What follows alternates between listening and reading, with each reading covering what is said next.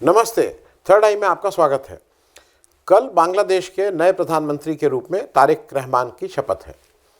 एक बड़ी अपॉर्चुनिटी है जब ऐसे समय खास करके जब भारत के अपने सारे पड़ोसी देशों से बहुत अच्छे संबंध नहीं है और कुछ से बहुत ही खराब दुश्मनी तो है ही, स्ट्रेन्ड रिलेशनशिप है। बांग्लादेश में 13वीं उनकी जो संसद है, लोक पार्लियामेंट है, उसका चुनाव हुआ और उस चुनाव के बाद शपथ ग्रहण 17 तारीख को है। सुबह पार्लियामेंट के नए सदस्यों की सदस्यता की शपथ दिलाई जाएगी 17 को और आफ्टरनून में ये शपथ लेंगे। बांग्लादेश का एक चीज़ और मैं इसलिए बता दूं कि ये एक इम्पॉर्टेंट है। जो एशिया में जहाँ जो भारतीय उपमहाद्वीप है, उसमें भारत सबसे बड़ा डेमोक्रेसी का सबसे बड़ा तमगा हमारे पास है, largest democracy in the world. एक तरफ पाकिस्तान है, कहने को वहाँ इलेक्शन होते हैं लेकिन वहाँ किस तरह से सेना हावी रहती है सब लोग देखे हुए हैं। एक तरफ श्रीलंका है, वहाँ भी अभी हाल के दिनों में दिक्कत हुई थी लेकिन अब ठीक है। मैं सिर्फ अभी डेमोक्रेसी की बात कर रहा हूँ। ऐसे में बांग्लादेश के चुनाव एक मील का पत्थर हो रहे हैं, क्योंकि बांग्लादेश में ऐसा जैसा आरोप था जिसकी वजह से शेख हसीना को देश छोड़ के भागना पड़ा 2024 में। आरोप यही था कि वहाँ जो लोकतंत्र था वो शेख हसीना ने उसको एक तरह से कुचल दिया था। इलेक्शन कमीशन अपने कब्जे में कर लिया था, बाकी पार्टीज बैकआउट कर रही थी और ये अकेले ही अपना इलेक्शन लड़के जीत जा रही थी। ऐसे में एक इलेक्शन हुआ है जिसमें सारी पार्टीज पार्टिसिपेट की हैं। एक ठीक से ज़्यादा लोगों ने, करीब 62-63% लोगों ने वोट डाले हैं, तो एक अच्छा प्रतिशत इसमें पार्ट भी लिया है। और इसलिए भारत अगर अपने को डेमोक्रेसी का, लोकतंत्र का mother of democracy, largest democracy की बात करता है, तो हमारे लिए हमारा एक ये धर्म भी है, लोकतांत्रिक धर्म है कि अगल बगल जहाँ पे भी लोकतंत्र का ठीक से फिर से पुनर्स्थापना हो रही हो वहाँ जरूर जाके शिरकत करें। ये बात मैं इसलिए कह रहा हूँ कि बैंडुंग कॉन्फ्रेंस हुई थी 1955 में, अगर मैं गलत नहीं हूँ, इंडोनेशिया। भारत उसमें गया था और सुकर्णो उसको लीड कर रहे थे, एफ्रो एशियन देश थे, लेकिन भारत इसलिए गया था कि वो डेमोक्रेसी की बात थी। उसी तरह से भारत को इसमें भी जाना चाहिए, मतलब भारत की तरफ से प्रधानमंत्री को जाने की बात थी। मोहम्मद यूनुस साहब जो CEO हैं बांग्लादेश के, उन्होंने निमंत्रण भेजा है भारत के प्रधानमंत्री मोदी जी को शपथ ग्रहण समारोह में शामिल होने के लिए।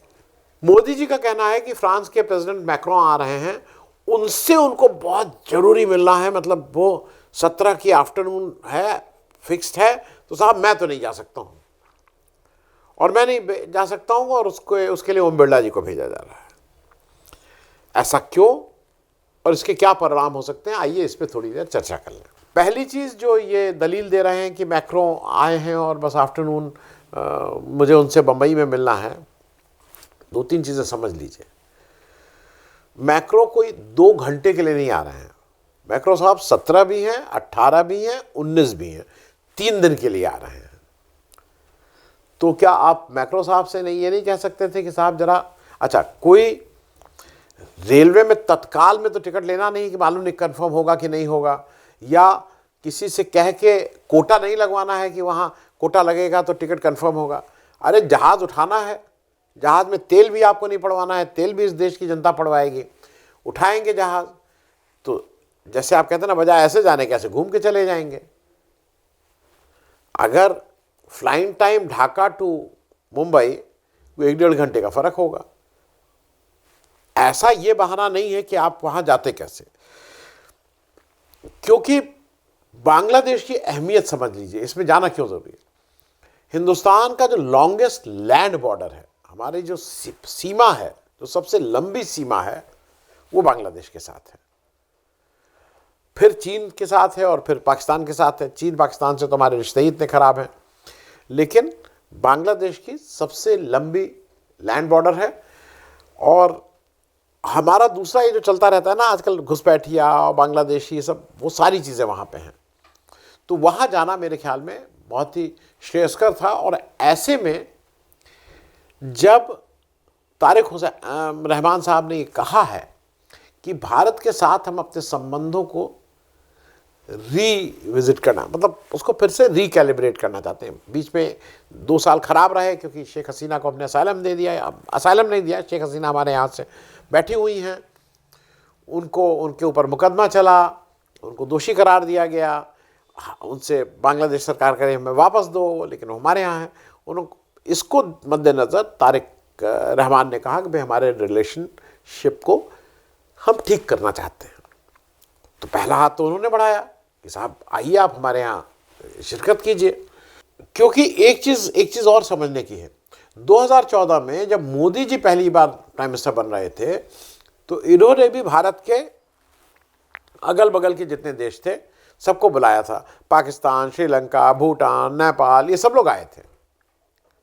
बांग्लादेश की भी प्राइम मिनिस्टर शेख हसीना भी आई थी। तो कोई ये नहीं कि कोई नया हो रहा है और भाई ये तो ऐसा होता नहीं है, आपने ये कर दिया, हमें तो पता नहीं था।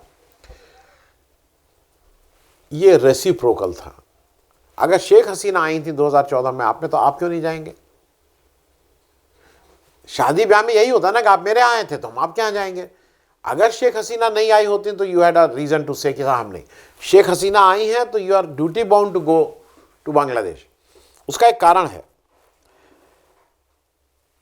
शेख हसीना कोई मोदी जी के घर के किसी फंक्शन में नहीं आई थी। शेख हसीना बतौर prime minister of Bangladesh Bharat के वजीर आजम, प्रधानमंत्री, प्राइम मिनिस्टर के शपथ समारोह में आई थी। Prime minister of Bangladesh came to attend the swearing of prime minister of India. ये कोई घरेलू मामला नहीं था। तो उसी तरह से अगर वो आई थी तो आपको रेसिप्रोकेट करना था,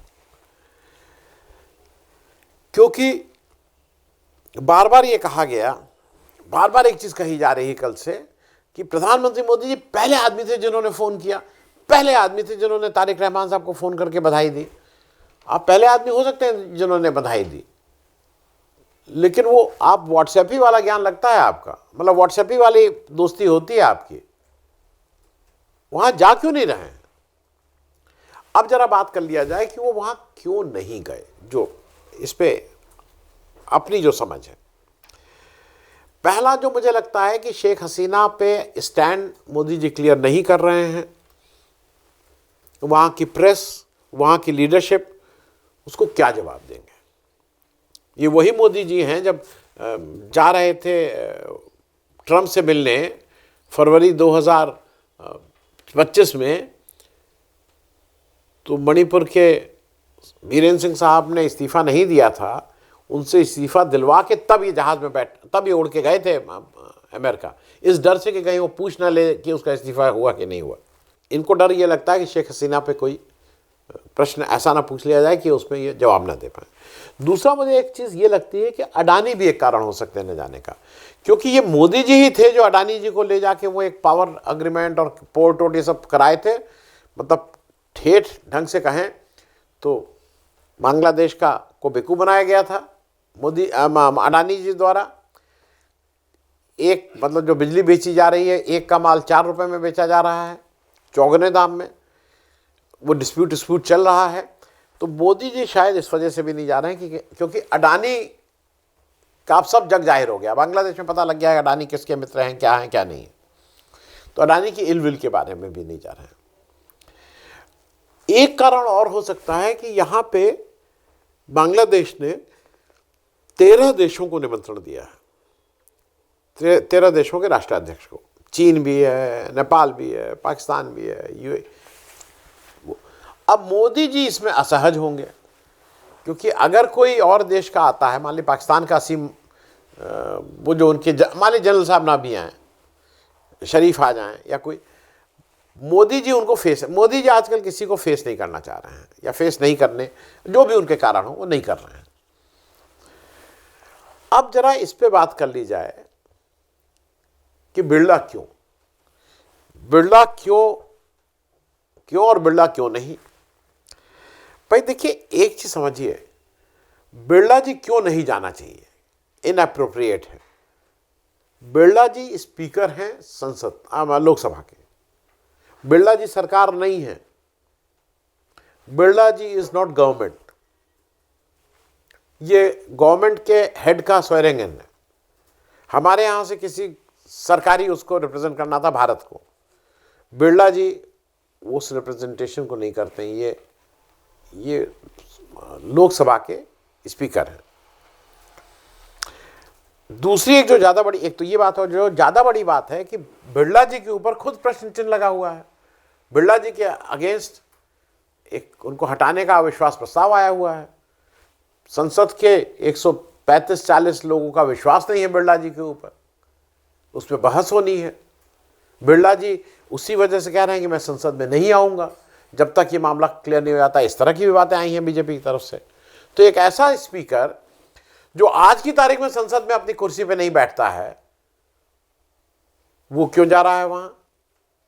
और यह भी फैक्ट है कि बिरला जी इतना बड़ा नाम नहीं है, क्योंकि फॉरेन मिनिस्टर जाते तो लॉजिक समझ में आती, भाई हमारे मोदी जी नहीं गए, फॉरेन मिनिस्टर गए हैं। डिफेंस मिनिस्टर जाते, हैवी वेट। अरे भाई होम मिनिस्टर अमित शाह ही चले जाते, आज तक कभी विदेश नहीं गए हैं, तो इसी बहाने ये भी लग जाता, जिसको कहते हैं हल्दी लग जाती कि विदेश हुआ है। तो अमित शाह भी नहीं।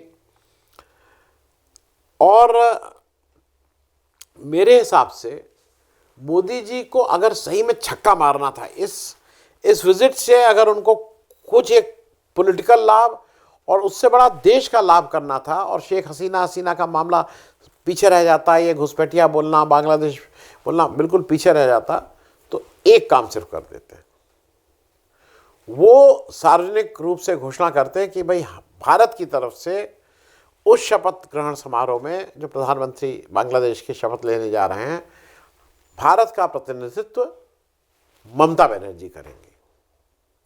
बंगाल की चीफ मिनिस्टर हैं, भेज देते, कितनी गुडविल आपकी होती।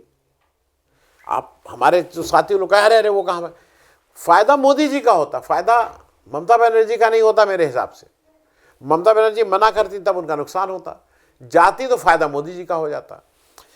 तो मेरे हिसाब से अगर मोदी जी, एक्चुअली दिक्कत क्या है ना, मोदी जी या बीजेपी इन लोग के बड़े दिल नहीं है, ये अपने उसी 2 दूनी 4 में फंसे रहते हैं। और अंत में मैं सिर्फ इतना ही कहूँगा कि एक बड़ी अपॉर्चुनिटी थी, एक बड़ा मौका था भारत का उस देश से जिससे इतने लंबे समय तक बहुत दोस्ताना हमारा उसका रिश्ता रहा। और दोस्ताने रिश्ते के फ़ायदे भी होते हैं। दोस्ताना रिश्ते के फ़ायदे समझ रहे हैं क्या है? सबसे बड़ा ये होता है कि दोस्ताना रिश्ता अगर अच्छा है तो फौज का डिप्लॉयमेंट, फौज का एक्सपेंडिचर ये कम हो जाता है। तो अगर आपके अपने पड़ोसी देश से दोस्ताना रिश्ते हैं तो आपके का ये कंसंट्रेशन नहीं रहता, उसमें बचत होती है। क्योंकि आप जब बार बार कह रहे हैं कि आप पहले आदमी थे इसने मुबारकबाद दी, तो इसमें भी कर देते, रुक जाते। और एक बड़ा मौका हाथ से गंवाया, अपॉर्चुनिटी लॉस्ट है। और ओम बिरला जी को भेज के आप कहीं ना कहीं जो एक रिश्ता शायद बन जाता, आप अपनी मैसेज में तो कामयाब हो गए कि आपने सबको बता दिया कि ओम बिरला के पीछे बिल्कुल आप डट के खड़े हुए हैं, ओम बिरला का बाल बांका कोई नहीं होगा। ठीक है, ये मैसेज टेकन फॉर, लेकिन उससे बड़ा मेरे ख्याल में नुकसान कहीं ना कहीं देश का हुआ है। क्योंकि अगर आप ओम बिरला जी को भेज रहे हैं तो आप बिल्कुल स्पष्ट सिग्नल दे रहे हैं कि हम आपकी उस जो शपथ ग्रहण है उसको कोई अहमियत नहीं दे रहे हैं। कर लिया नहीं गए या नहीं गए, ठीक है, किसी को भेज दे रहे हैं, वही हमारा प्रतिनिधित्व कर रहा है। बेटर चॉइसेस हो सकती थी और इस अपॉर्चुनिटी को हमने गंवा दिया है। थैंक यू सो मच, धन्यवाद।